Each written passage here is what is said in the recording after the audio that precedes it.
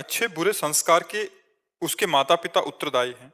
लेकिन जब घर में, स्कूल में, टीवी दो बातें हैं। एक तो उस बच्चे का पूर्व जन्म का संस्कार और दूसरा नवीन संस्कार माता पिता।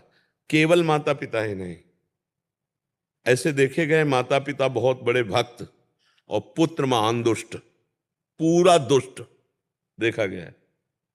बहुत से ऐसे देखे गए कि माता पिता बड़े दुष्ट स्वभाव के, सब खान पान, और लड़का मतलब बिल्कुल साधु स्वभाव का। तो कई विपरीतताएं देखी जाती है, इसलिए हमने बोला कि पूर्व जन्म का संस्कार और माता पिता का शिक्षण, ये संस्कारों में आता है। पूर्व जन्म का संस्कार बहुत जोर का होता है, बहुत जोर का होता है। तो माता पिता का बहुत प्रयास होने पर भी यदि सफलता ना प्राप्त हो तो उसे पूर्व संस्कार समझना चाहिए। और माता पिता अगर प्रयास करें तो कुछ नवीन संस्कारों में परिवर्तन दे सकते हैं, पूर्व संस्कारों में नहीं। पूर्व संस्कार धूर्त या उज्जवल दोनों प्रकार के होते, कुमति या सुमति के। अगर कुमति के हुए तो लाख कोशिश कर लो, आप परिवर्तन नहीं कर सकते। और सुमति के हुए तो थोड़ा सा सहारा देने पर भी वो आगे बढ़ता चला जाएगा। तो क्या कहना चाहते हैं आप? हमें कितना कहाँ तक प्रयास करना चाहिए? अभी शायद इसका उत्तर अभी मिल गया कि हम एक प्रयास कर रहे हैं, इसके बाद अगर हम असफल हैं तो समझते हैं पूर्व जन्म का संस्कार, इसको विवश करके सुनो भरत भावी प्रबल बिलखि कहो मुनिनाथ, हानि लाभ जीवन मरण जस अपजस विध्यान। एक हम उसको एक बार, दो बार, तीन बार, चार बार समझाते चले जा रहे हैं, फिर भी नहीं समझ रहा है। अब उसको भोगना है, अब उसको अपनी गति भोगनी, इसलिए वो आपके उपदेश नहीं मानेगा, वो अपने मनमानी आचरण करेगा। पूर्व संस्कार बहुत प्रबल होते हैं, विनाशकारी होते हैं। देखो भगवान श्री कृष्ण धृतराष्ट्र को भी समझा रहे हैं, दुर्योधन को भी समझा रहे हैं, कर्ण को भी समझा रहे हैं, लेकिन तीनों की समझ में आते हुए भी कुछ नहीं आ रहा। जो कह रहा है कि धर्म में प्रवृत्ति ले, तो भगवान भी दूत बन के गए, नहीं समझ में आया। तो माता पिता को ये, इसीलिए हम बीच में बोल पड़े थे कि उनको ध्यान रखना चाहिए कि पूर्व जन्म का आया हुआ जीव है, इसके क्या कर्म हैं। अगर वो आपकी बात नहीं मान रहा तो ज्यादा गुस्सा होने की जरूरत नहीं है। उसका पूर्व कर्म उसको नष्ट करेगा, उसको ले जा रहा है। आप केवल किसी, आपका भी कर्म है उसके संयोग से, तो आप दुखी या सुखी हो सकते हैं। अच्छे कर्म वाला तो देख देख के सुखी होंगे, बुरे कर्म वाला तो देख देख के दुखी होंगे, क्योंकि आपका भी कर्म उससे जुड़ा हुआ है, तभी आप पिता बने हैं आकर के। तो जहां तक हो सके बचाने की कोशिश करें, जब ना हो तो भगवान की शरण में हो जाए कि हे भगवान अब आप देख लो, मेरे बस की बात नहीं रही। तो फिर आगे जीव अपने कर्मानुसार फिर दुख सुख भोगता है। और आजकल के बच्चे तो माता पिता का कहा मान ले, ये कोई, हमें लगता है पूर्व जन्म का बहुत आपका भजन होगा जो आपका कहा मान ले आपका बच्चा। नहीं तो बड़े उद्दंड स्वभाव हो रहे हैं, जबकि विद्या से विनय आती है। तो डिग्रियां हैं लेकिन उद्दंडता बहुत है।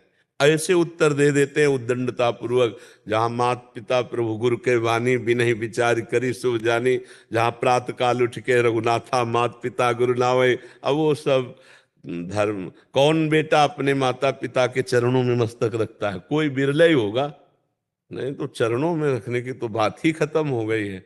अब वो मोबाइल में देख रहे हैं, देखो आप अपना पढ़ाई का कार्य देखो, आप क्या गेम देख रहे हो, क्या ऐसे वो उल्टा जवाब दे देंगे, उनको डांट देंगे, अपने माता पिता को डांट देंगे।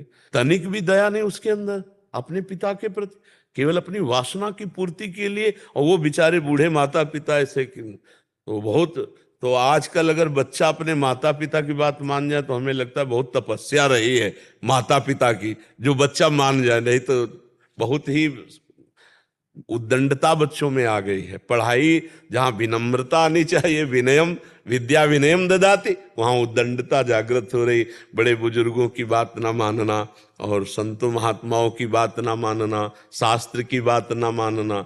अब ये तो आज भगवान की असीम कृपा है कि हमारे नौजवान भाई कुछ हमारी बातें सुन रहे हैं और मान रहे हैं, ये हम भगवान की बड़ी कृपा मान रहे हैं। नहीं तो अपने बाप की नहीं मानते, हमारी क्या मान जाएंगे?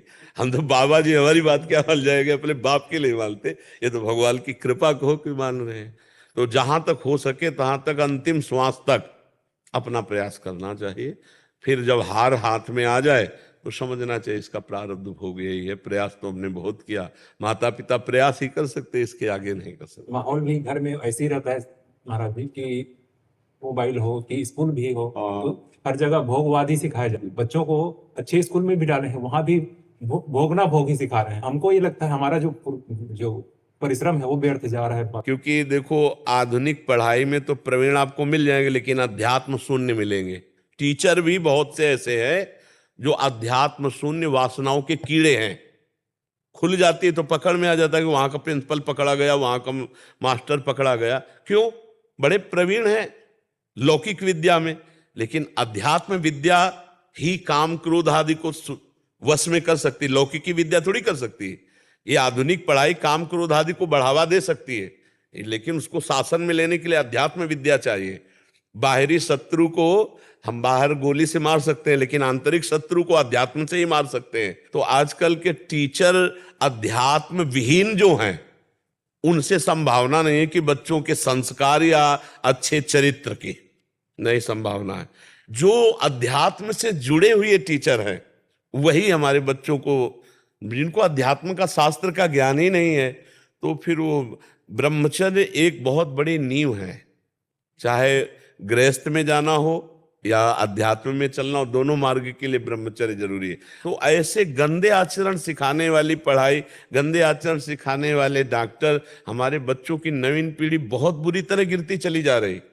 कई ऐसे जैसे हस्तक्रिया आदि ऐसे शिकार हो रहे नए नए बच्चे, जिनसे वो परमार्थ विहीन हो रहे, और खुल करके तो अब चलने ही लगा बॉयफ्रेंड गर्लफ्रेंड, ये सब चलने लगा। इससे क्या होगा? वैसे ही इंद्रिय और मन काबू में नहीं थे, अब ये और छूट हो गई कि तुम जहां राजी हो, तुम राजी हो तो तुम्हें कोई बोल नहीं सकता। इतने पढ़े लिखे बुद्धिमान बच्चे और ऐसे मार्गों में जा रहे हैं कि अगर उनको रोकना चाहो तो आप रोक नहीं सकते। Hello everyone, Radhe Radhe. तो प्लीज़ चैनल को देखिए, सब्सक्राइब कीजिए और शेयर तो ज़्यादा से ज़्यादा लोगों तक कीजिए, और प्लीज़ आप लोग मेरा सपोर्ट कीजिए। राधा बल्लभ श्री हरिवंश, राधे राधे।